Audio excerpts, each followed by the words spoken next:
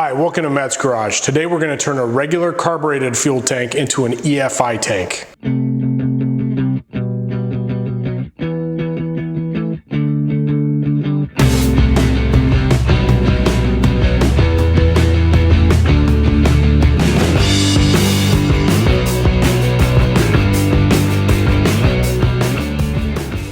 I'm doing this for a 66 Bronco, but you can do this on any vehicle that has a flat top fuel tank. There's other ways to do EFI conversions on tanks that don't have a flat top, but I've never done that one. I've only done this one successfully on the Scout, and now I'm doing it for the Bronco. Let's get into it. First, a very obvious yet important disclaimer. Do not do this on a fuel tank that has had fuel in it unless you get it professionally cleaned. I will not take any liability for anybody who does so. You should either do this on a brand new fuel tank or one that you've had professionally cleaned so you know that there's no volatiles in it. This fuel tank was put into the Bronco but never used. It doesn't smell of gas, and I've done a test here where I just take a lighter and I put it in the tank, and you can do this from a distance, but again, that doesn't necessarily mean you're safe. If there's gasoline in the seams, say, and then you're welding, the heat can actually release the vapors, and then you're having a bad day or your last day. With that out of the way, what I'm using here is a tank, an EFI tank kit from a company called Tanks Inc. And this is their PA2 pump. I think it's 100 liters per hour at 60 PSI or 100 PSI at 60 liters per hour. I don't know. It's, whatever it is, it's sufficient for the Sniper and most aftermarket fuel injection options. This is what comes in the kit.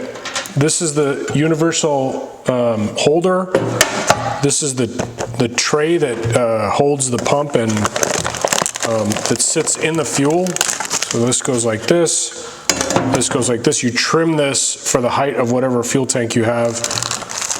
This pump mounts in here with a sock, zip tied in, and then that's pretty much it.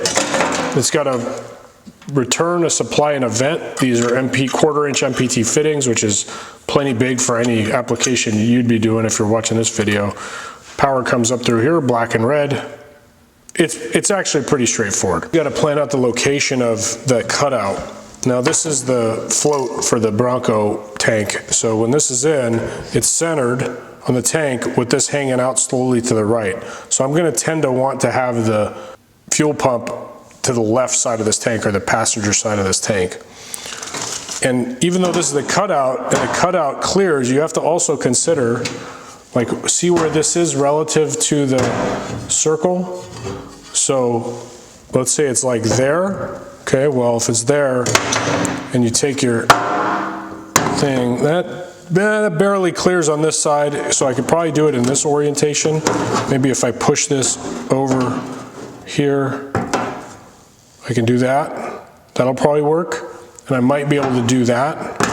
That could probably work depending on if it's flat enough at that spot. So you got to just make sure you have it located properly, and that this will sit flush at the bottom. If you have a gas tank that is not flat, if you look on Tanks Inc. catalog or on Summit, Tanks Inc. makes like a trough plate. I'll put a photo of it up here that you could cut out here and weld in, and it will actually give you a recess too if clearance is an issue. And that can make for a clean install, and you have a lot more flexibility about the tank profile, so that if it's ribbed or something, you can actually weld on up and down the ribs and get a tight seal. This is definitely advanced work, okay? You don't want to be doing this if you're a rookie. Picking a flat spot as far back and down as I can. So that looks about right to me. Plasma cutter using a respirator.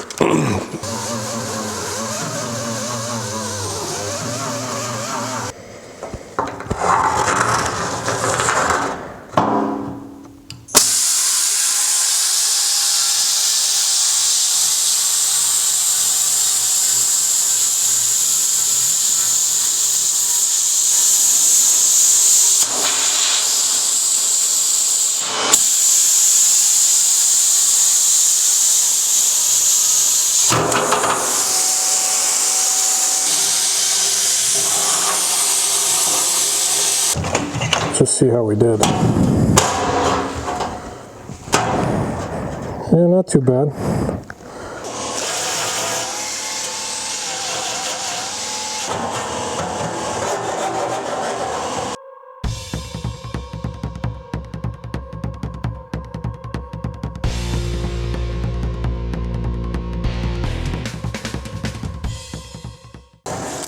Okay. That looks good. Now you got to go in and you got to clean all that stuff out. Can't leave any of it in there. Now before I go any farther, I'm just going to paint the tank.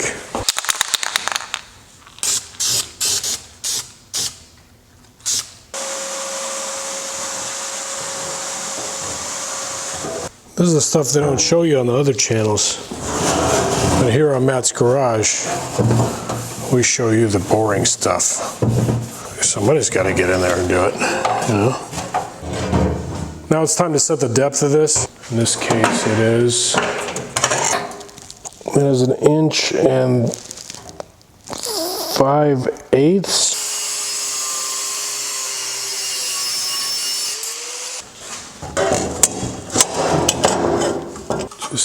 I'm not screwing a bolt, nothing special there. So now we just make sure this doesn't bottom out.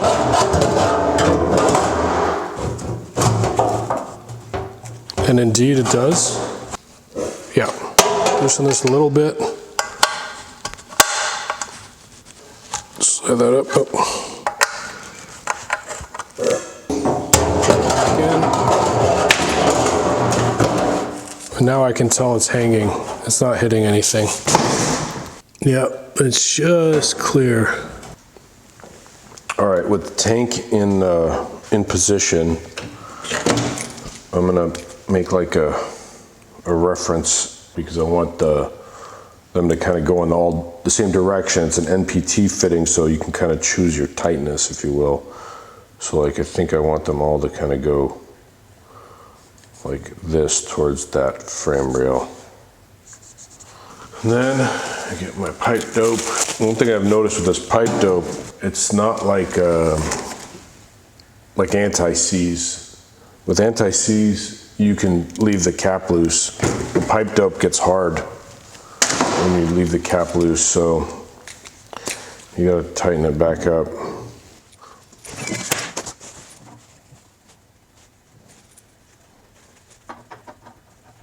No, just like quick.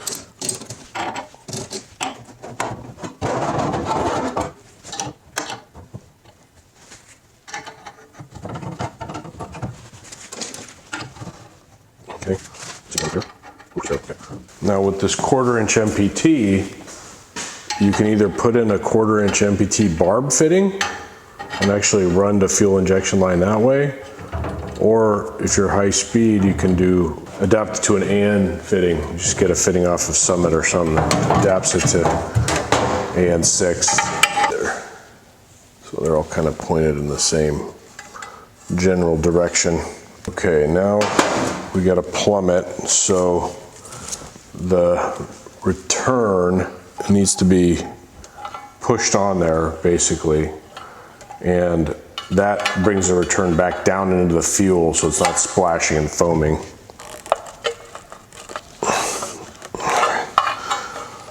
That's not going anywhere. Okay, so that's a return. You pop this off, pop that into the sock. There you go. It's a very positive popping feeling. There you go. Vibration isolator goes over the pump there. Okay. And then this goes like this. There should be a screw or something. There's a saddle that basically you put a zip tie through. That goes into one of these slots.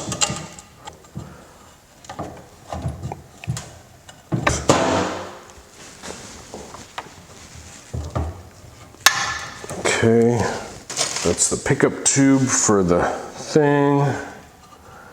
It goes up there. Okay, thing on.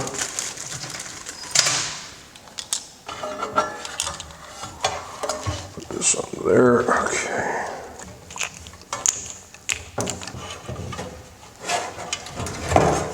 Hey guy, take it easy. Take it easy now. All right, so it's cut there. There's a couple other zip ties they wanted. The return to the tank, to the pump as well. I'm not sure why, but I'll do it. I'll do it. I swear I'll do it. Kind of has a return pushing straight into the sock, which is fine. Okay. They're kind of an interesting setup. So these are almost like ferrules, and you got to get the power to go through them.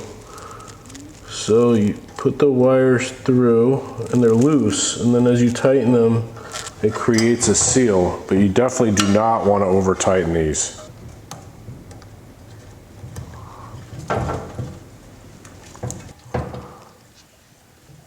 Okay. 9mm, okay. Quarter turn. Still not there. Oh, that feels like that got it. Okay. Quarter turn. Still not there. Quarter turn. That's tight. So that's good. Definitely, that's all you need. Just that once you quarter turn, and then it still moves, and then you quarter turn, it's tight, you can kind of feel it, that's all you need. If you over tighten these, it'll pinch into the wire, and then you're gonna have to get a new wiring pigtail. Okay, gasket's loaded up. You can pull out the long bolt. You'll know what I mean, because it's long. Just go like that, like that, like that. You're gonna kind of hold this in suspension while you drop this sucker in here past your fat fingers. There you go. I did it.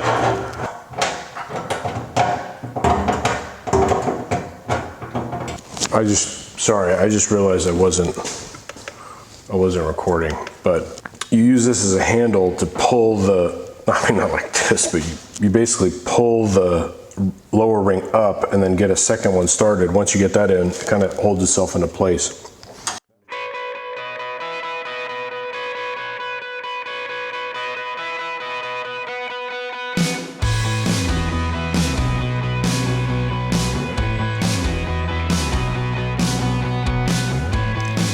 It says being careful not to over tighten. Thanks. No torque spec given, but don't worry, buddy. All right, I would say that is sufficient. Now this goes back in. Ow, got the wire in my ear. Okay. Good. I'm gonna go ahead and do the MPT fittings now. This is the part you need, Russell part 660443. It's conversion from 1/4 inch MPT to -6 AN.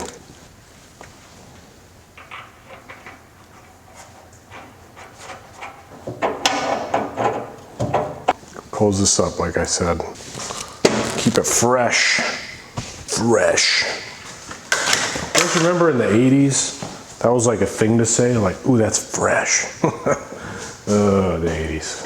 All right, I hope that inspired you to even consider doing fuel injection. You know, a lot of guys don't do fuel injection just because of the fuel tank piece of it. But here, you know, you saw it wasn't that hard. I mean, it's kind of a process, but you just put the thing together and drop it in. You can order a new tank. Tanks are relatively cheap these days. And you drop it in and you're good to go for fuel injection. Just get it done. Just be safe out there, you know. If you're gonna not listen to me and use an existing tank and not get it professionally cleaned, at least top it totally off with water. So cap all the holes, top it off totally with water so that you're drilling or cutting into basically a water barrel. And that way there's no potential for an explosion. Now, a lot of you guys might say, oh, you're gonna run Sniper on the Bronco. Well, I'm actually gonna, I did this with a Scout. I'm gonna set it up for carb with a return line, and then I can switch it to a Sniper very easily because I've already got all the infrastructure for it. So basically I just run a fuel pressure regulator with a return, and I can dial that down to whatever the 4 PSI is for the Edelbrock, and then run a carb. Whether I run a carb or a Sniper on this Bronco, I have to have an electric fuel pump because I'm using a modern 302 block, and there is no provision for, with the front Ford Explorer dress, there's no provision for a mechanical fuel pump. So I have to run electric anyway, and this is the most best way to do it. So I want to give a special shout out to my Patreon subscribers, Craig and John. The list is so small right now that I could just say it in the video.